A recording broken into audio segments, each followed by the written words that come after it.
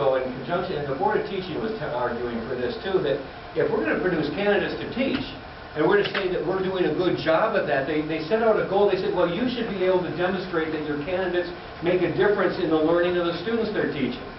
And I thought, wow, that's an amazing thing. I'm thinking of some short clinicals associated with a methods course, or even the semester that students are involved in the student teaching. That's asking a lot. I thought, I wonder how many teachers even could really demonstrate that. And of course, then you start seeing what's going on with NCLB, the term accountability. You guys live this, don't you?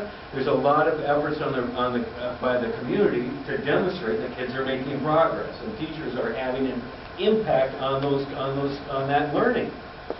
And yet, you know what it is? It's a lot of us reading, writing, and arithmetic is what we're assessing, and we're typically using exams to do that. Then that got me back to thinking about historical thinking or historical reasoning skills.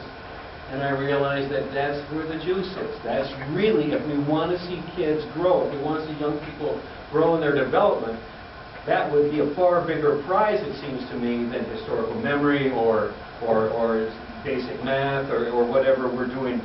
That there's value to that at least as well. I think we can do better at looking at what really is genuine student performance. And then there's an organization that's just politically loaded, so I'm just going to ask you to hold back for a moment. It's called Teach for America. And I've been studying Teach for America for a number of years, the last several years. And I've had an opportunity to observe Teach for America teachers. I've been involved in some development, some staff meetings they've had. I've read about it, a book. I follow it. And I'm no expert on Teach for America. But I appreciate what they're doing and that they're genuinely trying and really striving in their way to bridge the achievement gap. I read the newspaper. We know there's an achievement gap in Minnesota. It's as serious in Minnesota as anywhere. It's kind of like a quiet little secret in Minnesota. Kids of color aren't doing well in this state, and you don't talk loudly about it. And yet I see an organization that's really getting after that. And it seemed to me that there's something that connects here as well. I'm not an expert on their organization. I don't know the data that would demonstrate exactly how effective they are. And to be honest, I'm not really interested in the political tug of war associated with the organization. When I look at Teach for America, I pick what I like and I use it. And I use it with my future candidates. I think you do the same thing with this project, don't you? You pick what you like what you're learning in these PLCs and in these workshops, and you use that little bit. It's not, you don't take the whole thing and move it into placement. I'm doing that with Teach for America. My favorite principle that they use that I think fits very well with social studies, it's got a neat name, it's called the big goal. Okay, the big goal. And I like that term, and I also see that young people like that term of the big goal. They have about 5 principles, and one of them is the big goal. And what they talk about is defining and measuring and celebrating this big goal, and it's pervasive in the learning environment of Teach for America classes. Students are engaged by it. I've seen it in the classroom. It's amazing. Kids talk it. It's part of their daily lexicon. What they talk about in the classroom, they're thinking about it. They're demonstrating they're making progress in achieving this big goal, and there's markers along the way to achieve it. A lot of times it scores on tests again and all that sort of thing. And as I probe deeper with Teach for America, I said, well, what about thinking skills? Do you do it? Oh, we do that a little bit.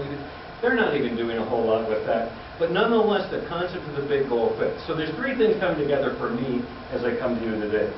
The value of historical reasoning or thinking skills. The demands on us as educators to demonstrate that our students are making progress and significant progress as a result of our professional work with them.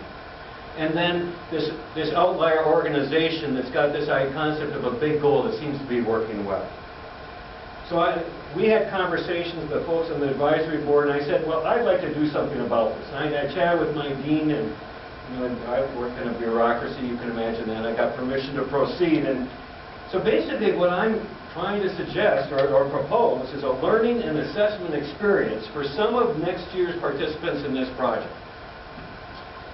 Again, increasingly educators are being encouraged to evaluate their effectiveness as a teacher in terms of student growth, results of students taking tests and making comparisons to student performance and over time and taking the test. I'm not satisfied by that. I think there's an opportunity at this time with this group of people to experiment with expanding those horizons to measure student thinking, and particularly seeking to measure the growth of student performance in thinking historically or reasoning historically. It's really a difficult challenge. I think in teaching, this is one of those difficult challenges out there. There's not a whole lot of precedent. I keep looking, and there's some useful models. It's a mixed bag. But I think that we, collectively, have an opportunity to add to that understanding about assessing student thinking over time and to improve, and at the same time, improve instruction in U.S. history in South Central Minnesota. So that's why I'm here today. What I'm suggesting is about a full year experience. You would be reading, you start by reading this book. It's a good, Bill, is this a good read? It's doable. It's a little more later on that. Basically, it provides a really nice reflective account of one man's work to try to teach fifth graders to think historically. And he's very open about it. He's honest about all the challenges. It's not like anything rosy out there. I think it's quite practical. Anybody who knows me, I'm kind of a practical guy. We would give close attention to what constitutes historical thinking and how to work with young people over time in developing those skills. My thinking is that the people who were engaged in this quest, I call it a quest, would each identify a historical thinking skill, okay, that you would seek to develop and assess among your students. You would create a set of measurable benchmarks that would increase your students' application of the thinking skill, and then monitor and measure your students' progress in developing the skill over time and achieving the benchmarks associated with that skill. In the summer, I would introduce you to a few models of how to do that. We talk about it. But really, you would develop your own model that would work in your classroom. A number of years ago, Bob and Tim Walls and I worked to change my clinical experience out of my methods class. And I started from the principle, it's got to work in the teacher's classroom. It still works, Bob. And but that's the idea here. This would fit what you do in your classroom because you create it.